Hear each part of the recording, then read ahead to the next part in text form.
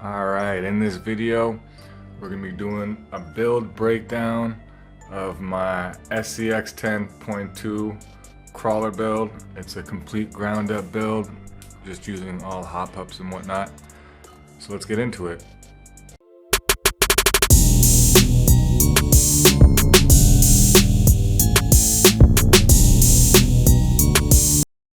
Well, this body is basically why I got into crawlers.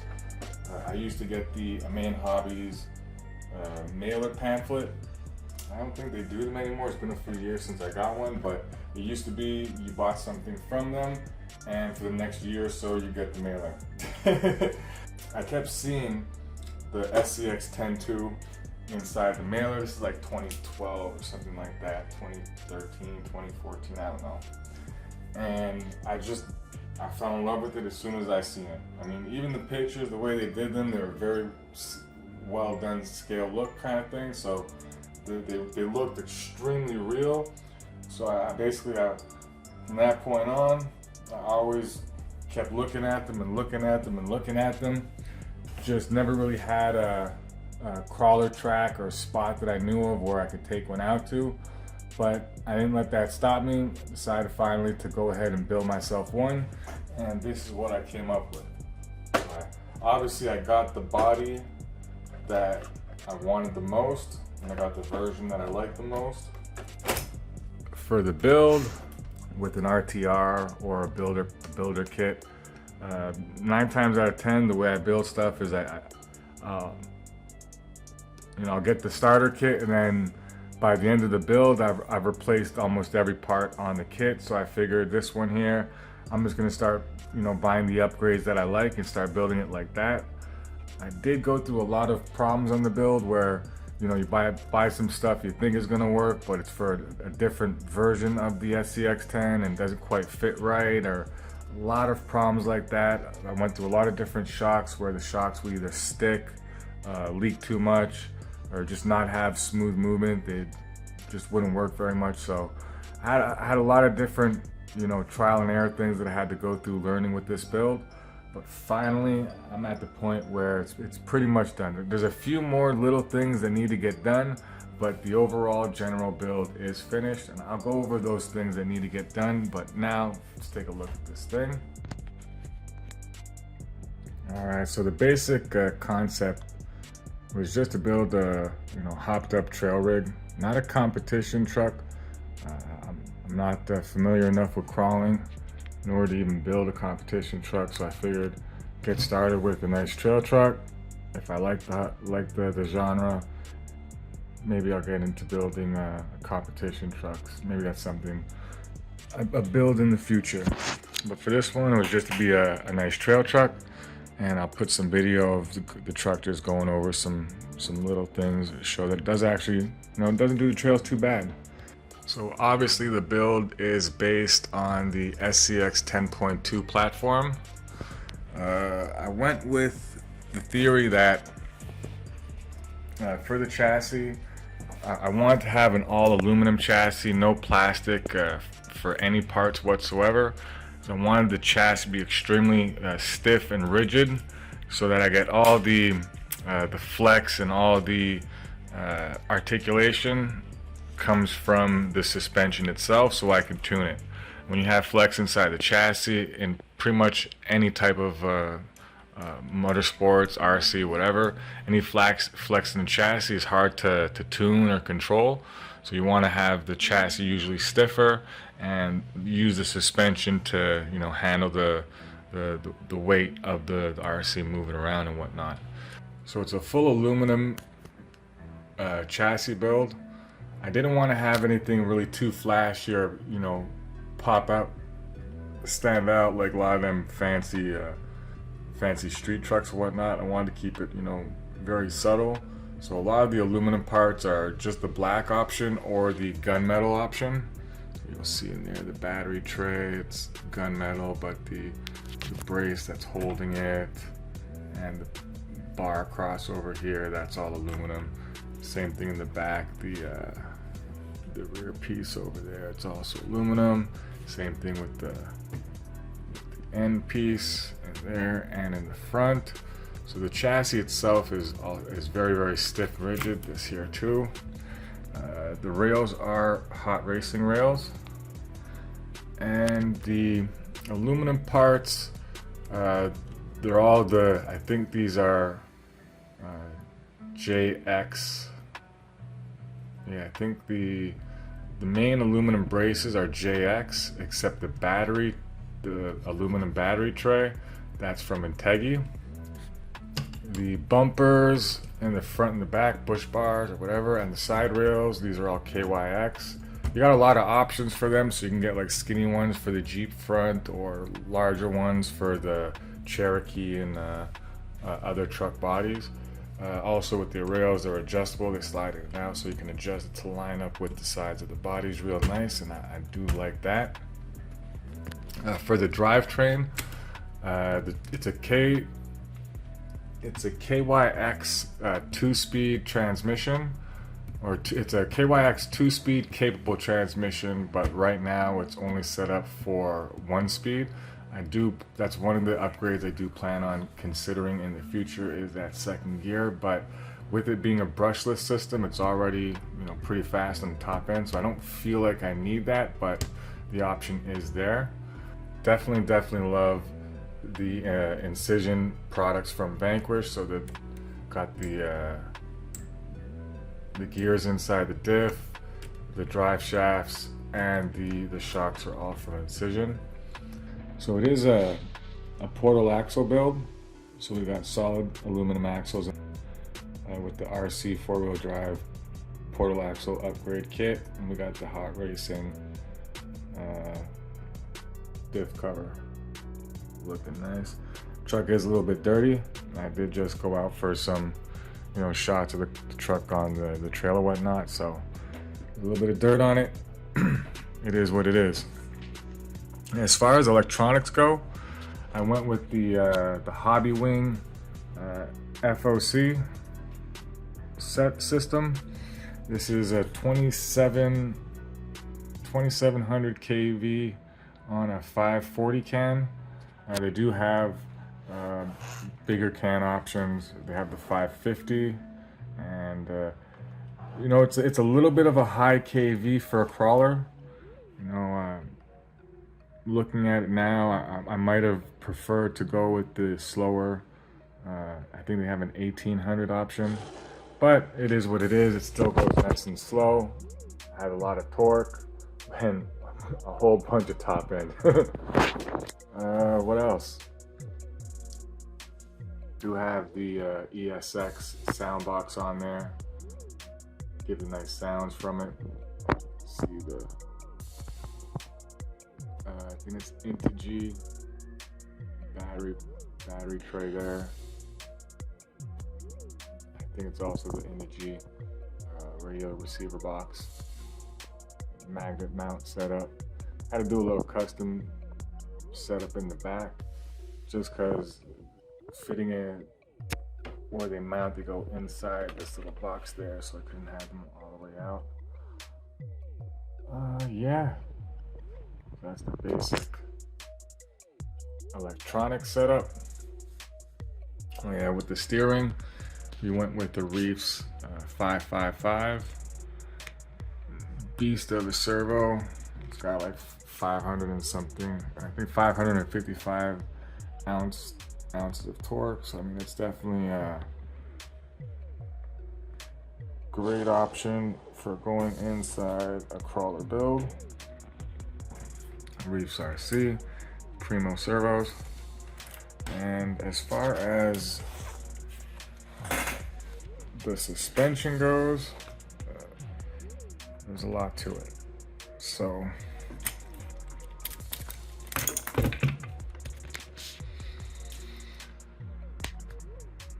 first off, the links. These are the Samix bent links. I'm not sure what you'd call them. They have that nice bend to them. Now, the way these things work, what they're actually for, basically to provide a little bit more protection for the drive shaft. So they come down a little bit This is how they would actually be when you're driving. They come down a little bit lower so that they protect the drive shaft. So that, I mean, there's still a little bit of exposure at the very end over here, but the thought is to reduce the exposure as much as possible for when you're, you know, banging on rocks and shit over here. Same thing in the front. You come down to reduce the exposure of the drive shaft. Now with the way they're angled, I was actually able to get great articulation out of them. I have them paired with the KYX angled rod ends. So if you notice the rod ends, these ones here going on an angle. Same thing with the ones at the axle. The top shafts, they're bent at the axle, the top of the pumpkin, but they're straight in here just because you need that for the clearance of the rails. Same thing in the front, bent over on the axle, bent on the lower side. Came to the center part, but the uppers, those are straight. The axles are solid axles, solid mounts, RC 4-wheel drive, portal kit, and HR Racing diff case covers. The shocks are the Incision 90mm shocks. These are great shocks, incredibly smooth, never stick. It's just great performance. They leaked a little bit at first, but I used the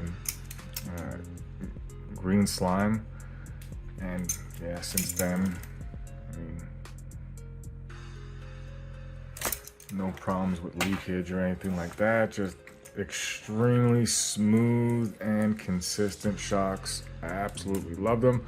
I went through a bunch of different shocks before landing on these, and the crummy part about shocks is that, you know, it takes some time outside really messing with them before you really know if you like them or not, if they're an improvement or not.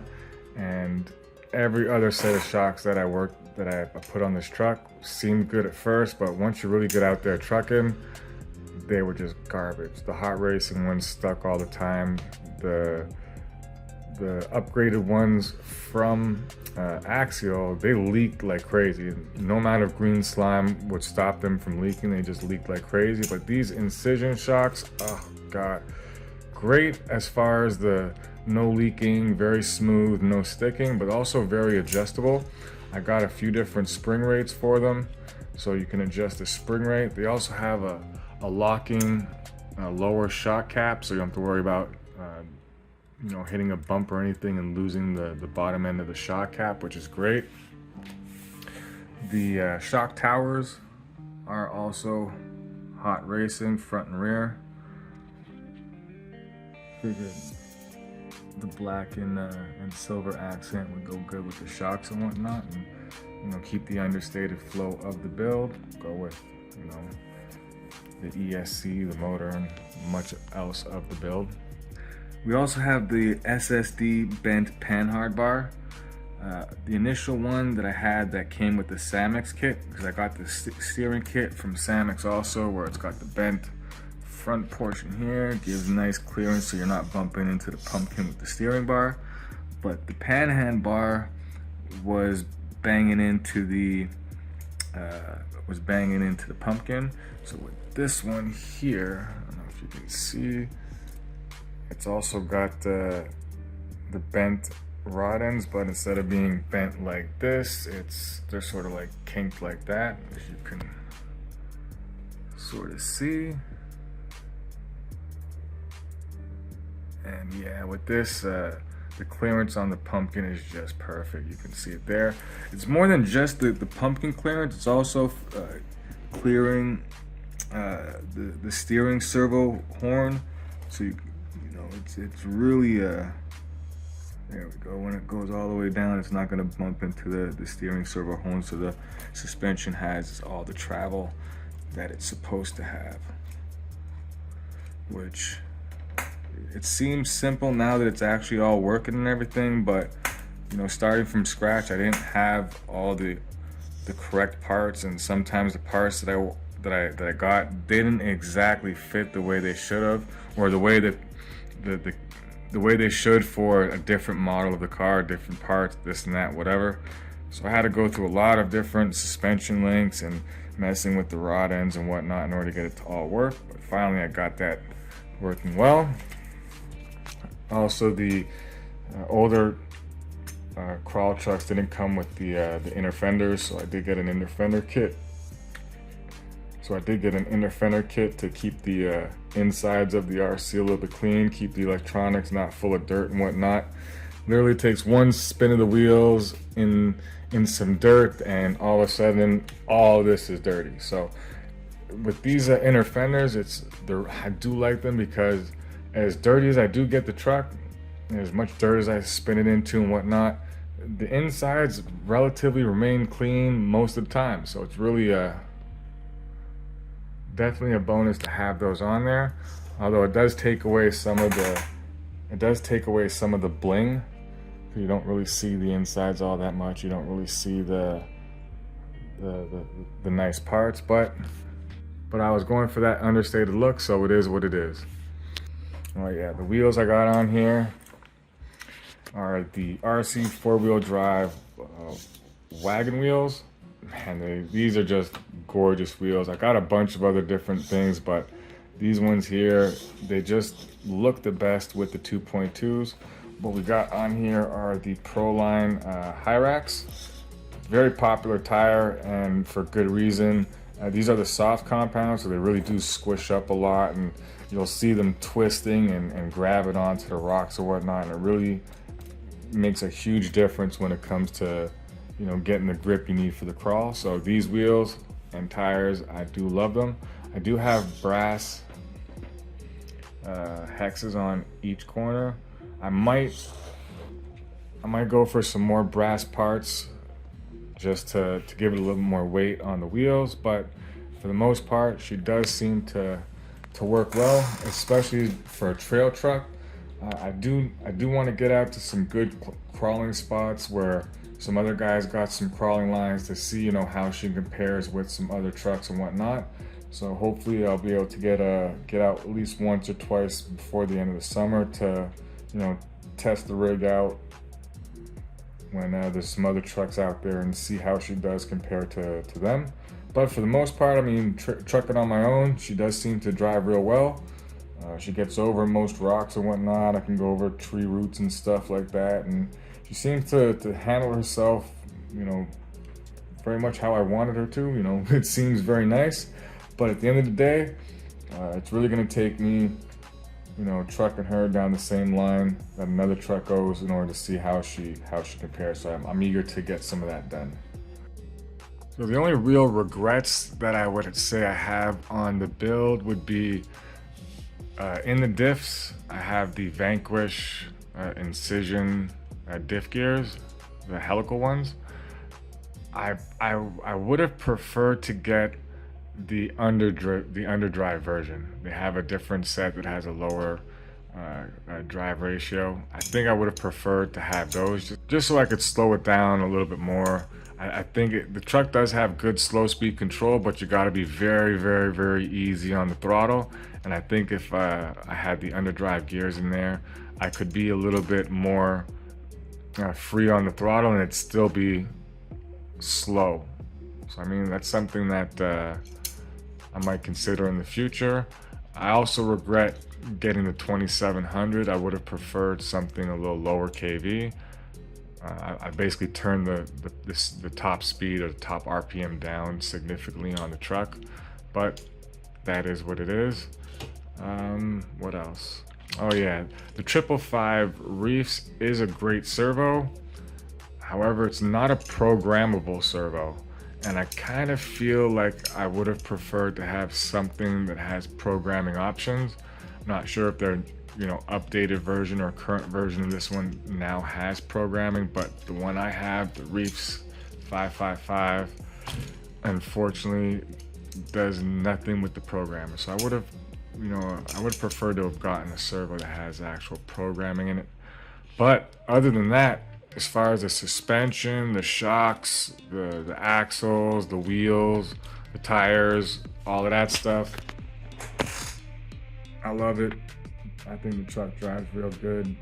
It's fun to get out there and just try to see if I can get over something and try the different lines and whatnot. So